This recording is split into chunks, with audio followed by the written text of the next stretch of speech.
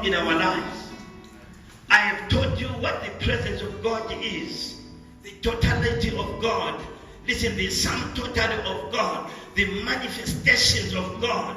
You know, the very revelation of God as the presence of God. Listen, I have been teaching you on a series for over 4 months or 3 months, but I want you to understand we have also given you over 30 benefits of the presence of God. How you benefit from the presence of God.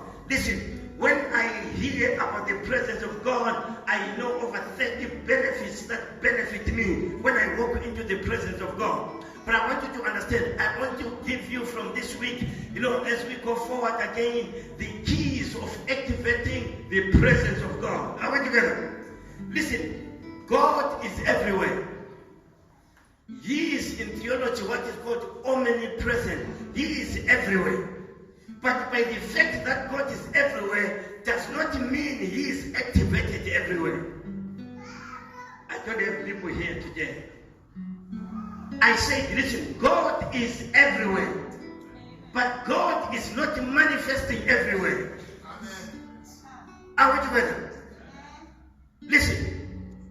I said God is everywhere. We demonstrated in some months or so ago that it doesn't matter where you are, whether you are under the sea, He is there, whether you are on the mountain top, He is there, whether you are in the valley, He is there. The Bible says, where can I go where you are not there? And listen, there is no place where God is not there. But I want to tell you, there are places where God is there, but is not manifested.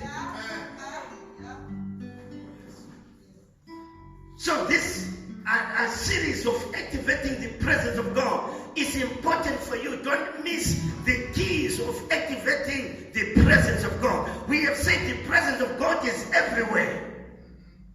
And we have taught you on the silent presence of God. Well, listen, God is there silently working on your behalf. But I want to tell you, every believer must come to a place where you activate the presence of God. Listen, the activation of the presence of God is key to every believer. Listen, you may come to a place of death. If you don't activate the power of the presence of God, you may die in the presence of God. You may lose your marriage in the presence of God. Oh, you're not hearing what I'm saying. I know some of you are saying theologically, show us.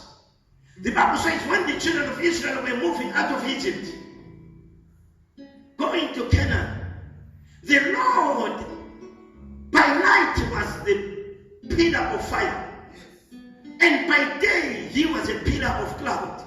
Meaning the presence of God was there. At night the fire was there. During the day the cloud was there. That cloud was not a rain cloud.